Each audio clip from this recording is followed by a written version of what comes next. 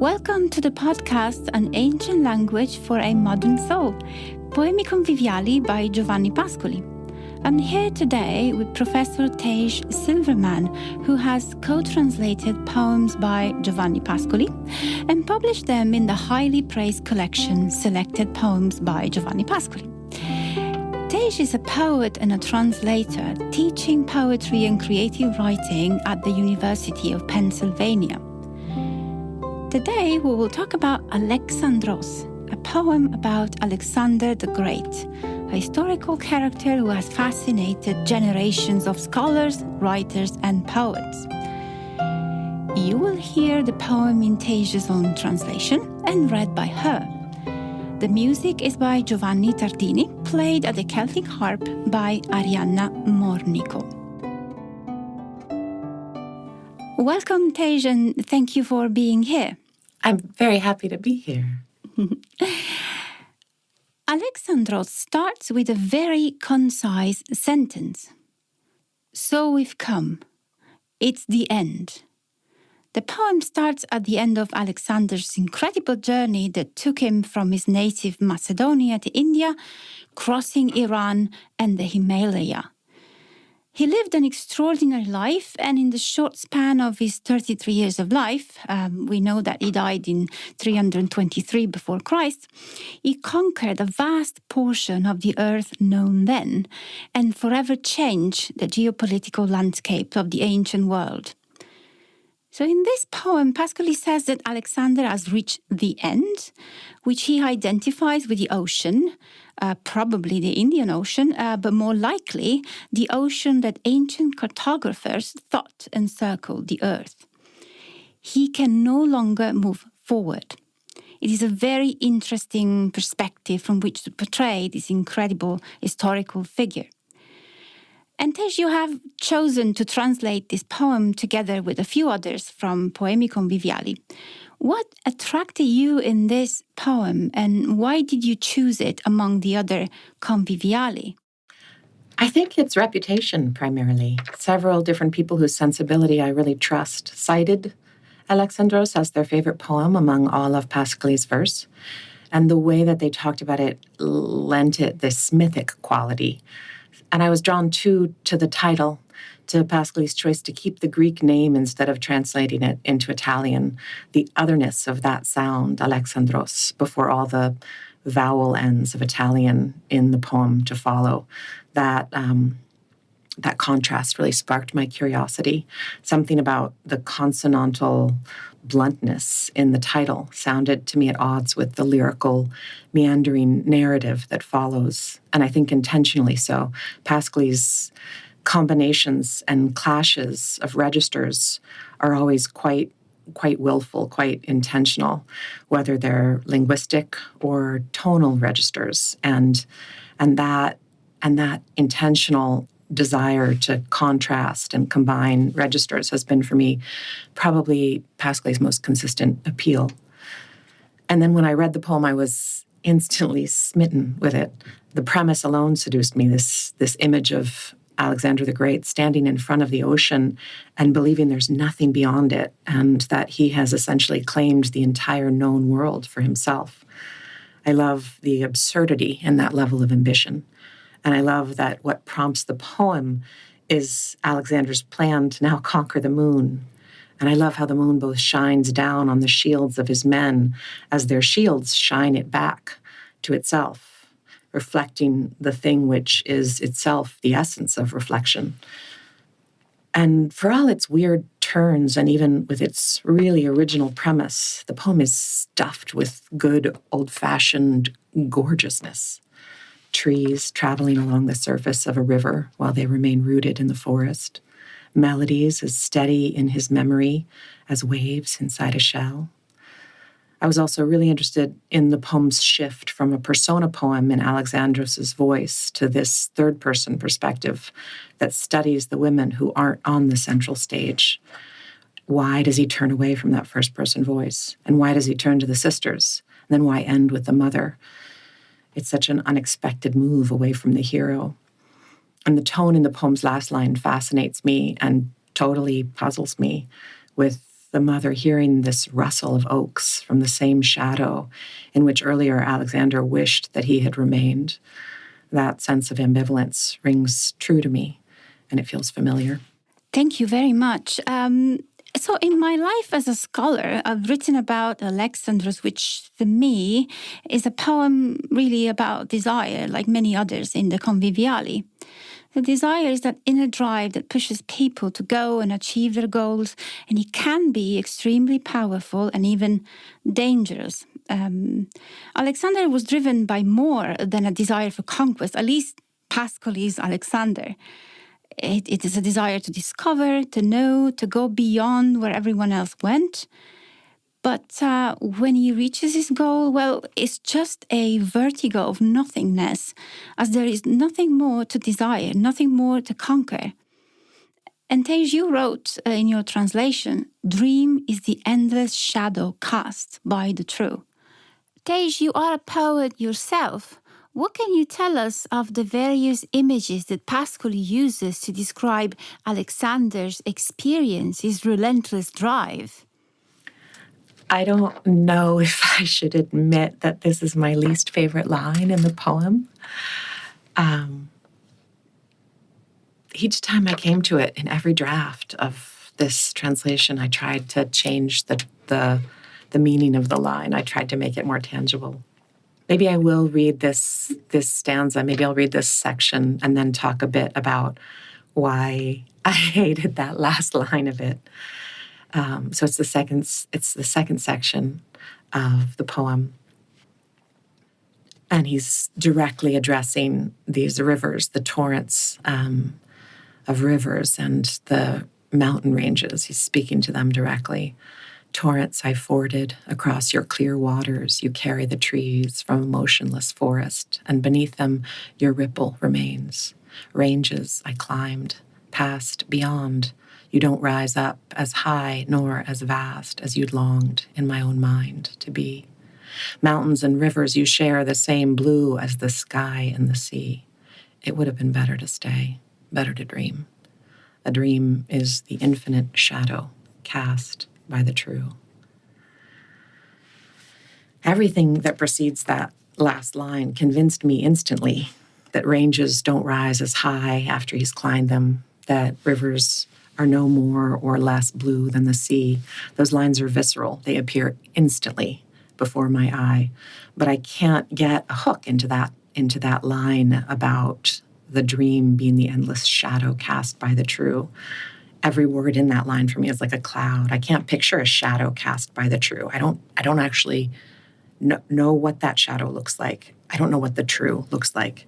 And I love Pascali because I know what every line he writes looks like. I can see it. Usually I can smell it. Usually I can touch it. It's such a grand and vague statement with the kind of romanticism and largesse that has basically been banned from modern poetry. So translating that line for me took me very much out of my comfort zone and into a Pascali that I had to trust more than feel. About his relentless drive, I actually don't feel it in this poem. What I feel is his understanding that his drive, his ambition, is only another reflection, like the moon. He moves through his memories of conquered places in each stanza by undermining them. His world of Palestine's hills and Thracian peaks disappears in a sky made of night, and the gold sun that he and Bucephalus chase each evening continues to lure them like a jewel through the black trees. He never catches it, and he leaves the poem weeping and listening to the unknown.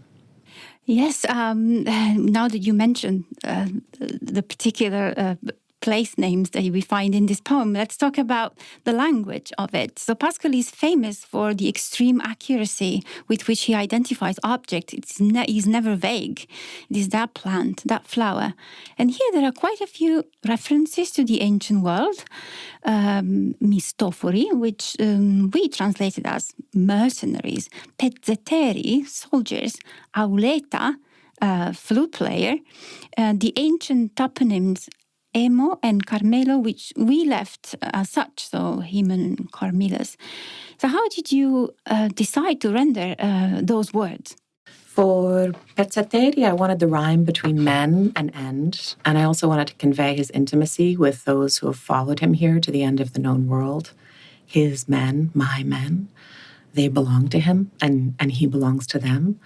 I also did feel some ancient and, of course, totally problematic sense of masculinity in this group with which he associates himself. And it's set up, I think, in opposition through Pascali to the women, his sisters and mother, who do get the last word.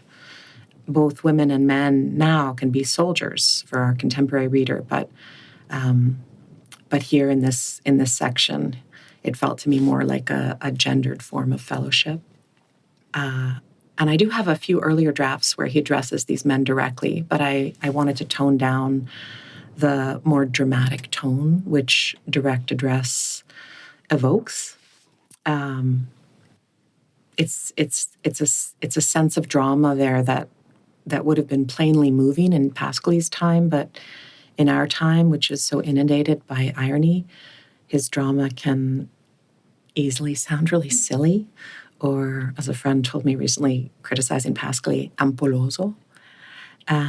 And so always in translating Pascali's direct address or exclamation marks or final proclamations about death, I try to soften or lighten that tone. It doesn't read the way he intends it now in our era. Though I do honor the poem's direct address of the river torrents and the mountain ranges and his direct address of his father, though without his exclamation marks. So the drama of the direct address is softened a bit by its integration into the lines that follow. And I am also embarrassed to admit that the Mistofori di Caria, am I pronouncing that right? Yeah. Mistofori di Caria, the mercenaries, in my first draft, I translated that as hired guns, though I think it only took one rereading to understand how wrongly that register clashed with the poem.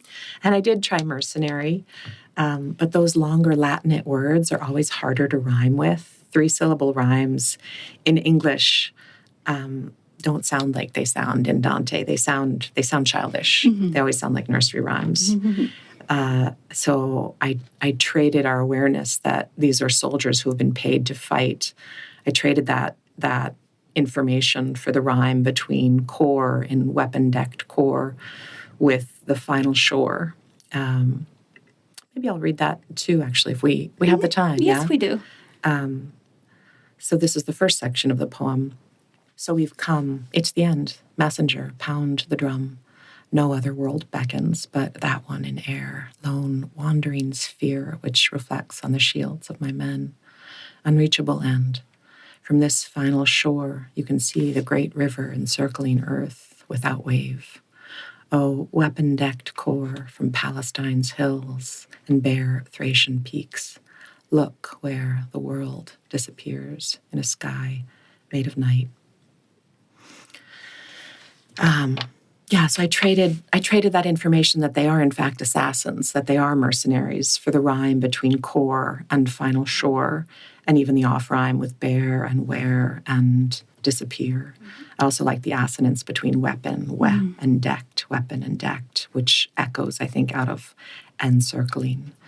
And I wanted weapon decked to emphasize the fact that these Mistofori are all about the fighting and not about the loyalty or the cause. They're really about the weapons. But it is a compromise between meaning and sound, for sure. I do lose Pascali's precision, but it's a precision, I think, that not many Italian readers now would catch anyway. The term belongs to another time, and translating something archaic into something else archaic doesn't jibe with my translation ethos, which is to make the poem come alive in the language I feel and know, and to make it feel relevant and moving as a text today. So I think readers in English would draw a blank if they read Carmelis or Hymus, as I did. I don't know those places. I don't picture those places. And when I looked them up, I learned that Hymus is the ancient Greek term for a mountain range in northern Thrace. So I made it become that. And Carmelis is near modern-day Hebron, or also Haifa, in this place which could not be more relevant right now, and which some people call Palestine, and some people call Israel, some Palestinian territories, some the West Bank. I was actually very excited to bring Palestine into the translation, which lets it invoke this much vaster history through Pascaly and Alexander the Great for a place that we think about now in I think, very limited and violent terms. Mm-hmm. Thank you very much, Taije. And I think you mentioned the last stanzas before. I'm also quite intrigued by them because there, suddenly, we move from Alexander to the women of his family. His mother, Queen Olympias, and his unmarried sisters weaving and carding wool for him. It is a striking transition. So what do you think about it? I'm totally intrigued by it too. It's one of the things that drew me to the poem. I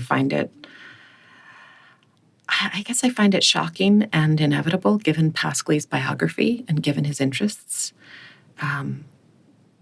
Women were the center of his life. His sisters were the center of his life. His memory of his mother was the fuel, I think, for, as he himself said, most of his poetry. Yeah, it's really weird, isn't it? It's totally bold. It's totally modern. He moves away from this final dramatic end of the earth entirely. And he goes back to the simple, continuing daily life, which is the poetic foundation of Pascaly's work. Women weaving. His own sisters, who remained his family throughout his adult life after his parents and his brother died. I do hate the sexism implied in the word virgin, so I changed that to unmarried for his virgin sisters. I couldn't bear to say virgin sisters or virgin anything. It makes my skin crawl. But I felt okay with unmarried, thinking about how important it is to Pascaly that his sister Maria never marry and how betrayed he felt by his sister Ida's marriage. I don't know, why don't I read this? I'll read this too. Yes, that would be great. All right. So this is the last section of the poem. And I am so struck by that meantime. Meantime, in the hard northern hills of Epirus, his unmarried sisters card fine Milesian wool, weaving from the absent. Sorry, let me start over. I want to get rid of fine. I know this is not right for a podcast, but that's fine. I can't not do it. Meantime, in the hard northern hills of Epirus, his unmarried sisters card Milesian wool, weaving for the absent beloved. Late at night, with their handmaiden steadfast beside them, their pliable fingers turned thread on the spindle, and wind ambles past, and stars wander. His mother, Olympias, deep in a dream, hears the chattering words of a wellspring. She hears, in the hollow of the infinite shadow, the hush of huge oaks on the hills.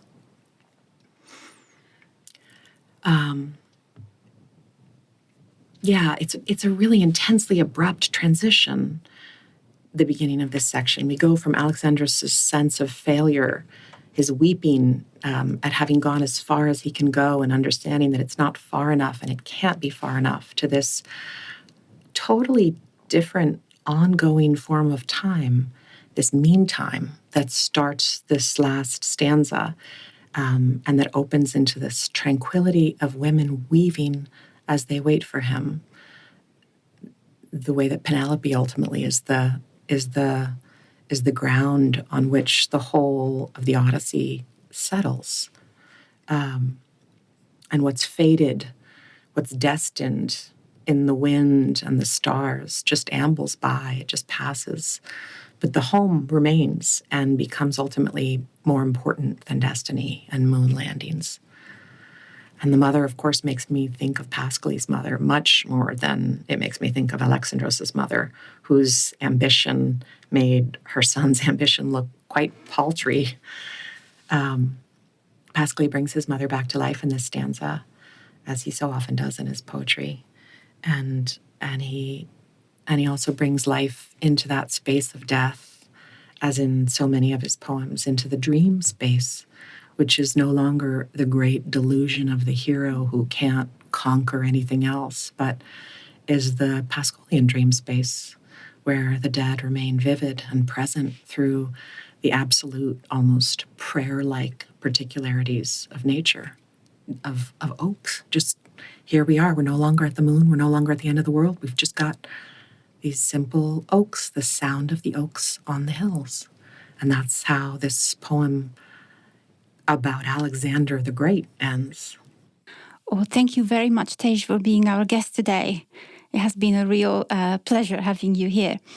It's been a real pleasure for me too. I've loved talking about the poem with you.